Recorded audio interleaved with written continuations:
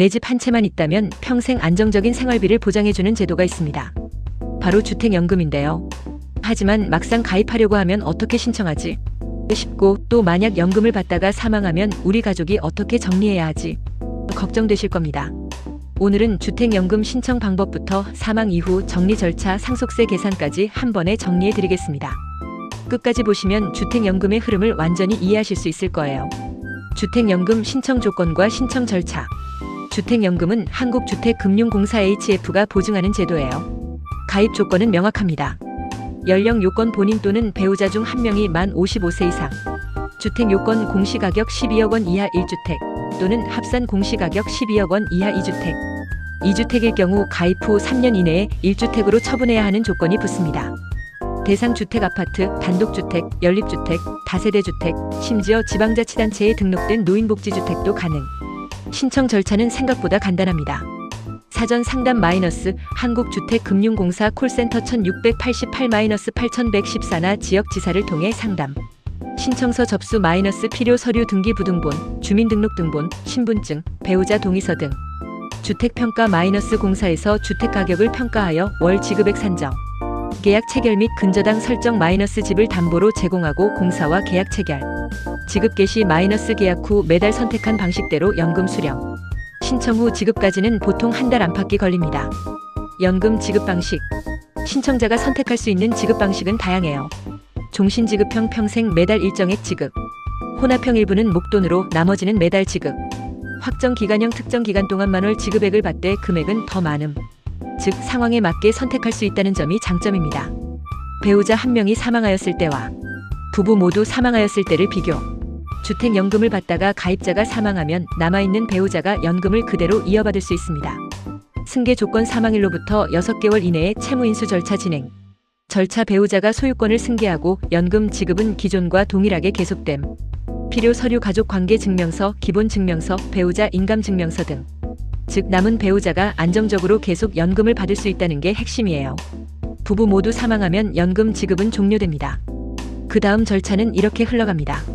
한국주택금융공사가 지금까지 지급된 연금액과 이자를 정산. 상속인은 집을 상속받을지 포기할지를 선택. 상속 원하면 지금까지 지급된 연금액과 이자를 상환하고 주택 소유권 취득. 포기하면 집이 매각되어 채무 상환, 남는 돈이 있으면 상속인에게 환급. 한국주택금융공사가 보증하기 때문에 만약 집값이 채무보다 적더라도 상속인이 추가로 갚을 필요는 없습니다. 상속세 계산 및 공제 항목. 이제 상속세가 어떻게 계산되는지 알아볼게요.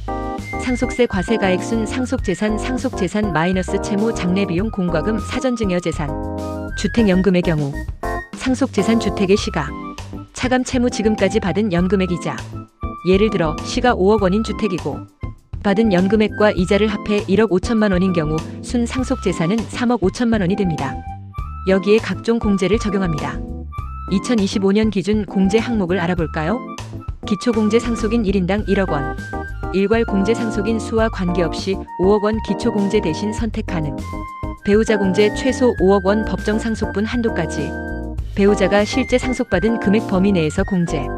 자녀 공제 성인 자녀 1인당 5천만 원. 미성년 자녀는 1천만 원 만 19세까지 남은 연수. 동거주택 상속 공제 최대 6억 원 피상속인과 10년 이상 함께 거주한 경우에 해당. 따라서 배우자가 있고 재산이 크지 않으면 대부분 상속세 부담이 없거나 0원이 됩니다.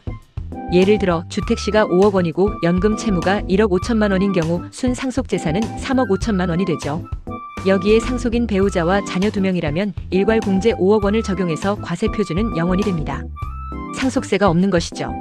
즉 주택연금을 받다가 사망해도 세금 때문에 유족이 부담을 질 가능성은 낮다는 점이 확인됩니다.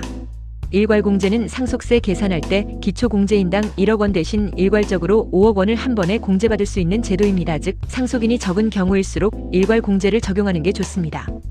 동거주택 상속공제는 일괄 공제와 별도로 추가 적용받을 수 있는 공제입니다. 즉 두 가지를 동시에 적용할 수 있어요. 10년 이상 함께 거주한 자녀라면 일괄 공제와 동거주택 상속공제까지 중복 적용이 가능합니다. 다만 피상속인이 1주택자이고 상속인이 10년 이상 실제 동거한 경우에만 해당됩니다. 유족이 꼭 챙겨야 할 정리 포인트. 배우자는 6개월 이내에 승계 절차를 진행해야 합니다. 상속인은 집을 상속할지 포기할지 선택해야 합니다. 상속세는 연금 채무를 공제받기 때문에 부담이 크지 않다는 걸 미리 판단하고 있어야 합니다. 만약 상속세 신고가 필요하다면 세무 상담을 통해 정확히 계산하는 게 안전합니다. 주택연금은 집을 팔지 않고도 평생 연금을 받을 수 있는 제도이고 사망 후에도 배우자가 안정적으로 이어받을 수 있습니다. 그리고 상속세는 연금 채무가 공제되기 때문에 실제로는 부담이 거의 없다는 점. 주택연금을 고민하시는 분들 혹은 부모님이 이미 연금을 받고 계신 분들께 꼭 도움이 되셨길 바랍니다. 앞으로도 부동산과 관련한 꼭 필요한 정보를 계속 전해드리겠습니다.